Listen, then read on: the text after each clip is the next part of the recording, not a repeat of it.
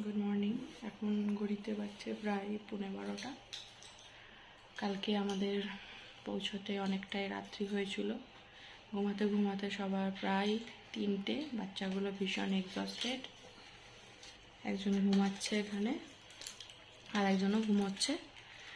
তো শরীরটাও একটু সবার খুব খারাপ, তাই আমরা ঠিক করেছি আজকের দিনটা আমরা হোটেলে এনজয় করব।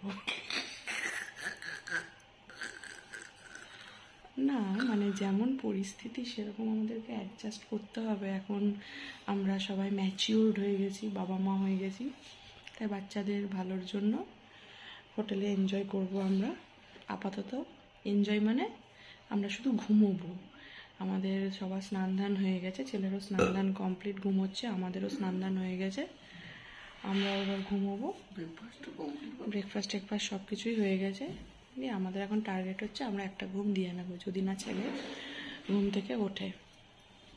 এই হচ্ছে গল্প। আর আমরা হোটেলটাতে আছি। হোটেলটা মোটামুটি খুব সুন্দর গোছানো, কিন্তু সমস্যা একটাই যে আমরা সবাই একটা ফ্লোরে নেই।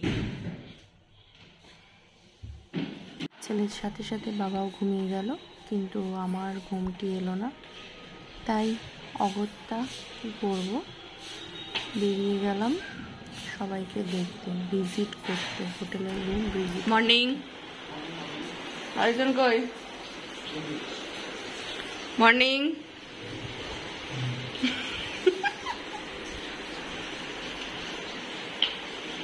রুমগুলো বেশ ভালোই, কি মনে হচ্ছে? এটা ভালো নাকি? নিচেরটা খুব ছোট ছিল। সোনা মা, সোনা মা, আমাদের ঘুমু হয়েছে, চানু হয়েছে না? সোনা ভাইউ কই? ভাইউ, চলো আমরা ভাইউকে দেখতে যাই একটু। ভাইউ ঘুমাচ্ছে।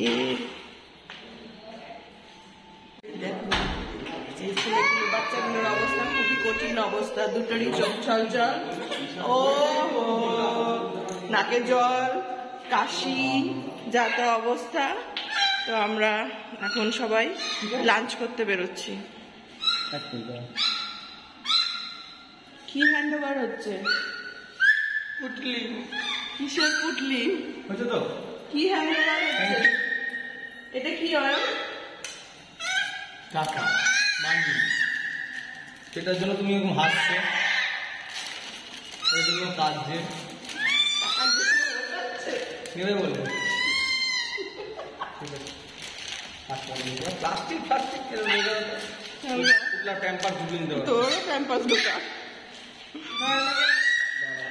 লাঞ্চ কমপ্লিট করে আমরা আবার রুমে চলে এসেছি। একটু খেলুদেলু করে আমরা আবার ঘুমিয়ে পড়বো। তো এটা ছিল আজকে আমাদের সারাদিন।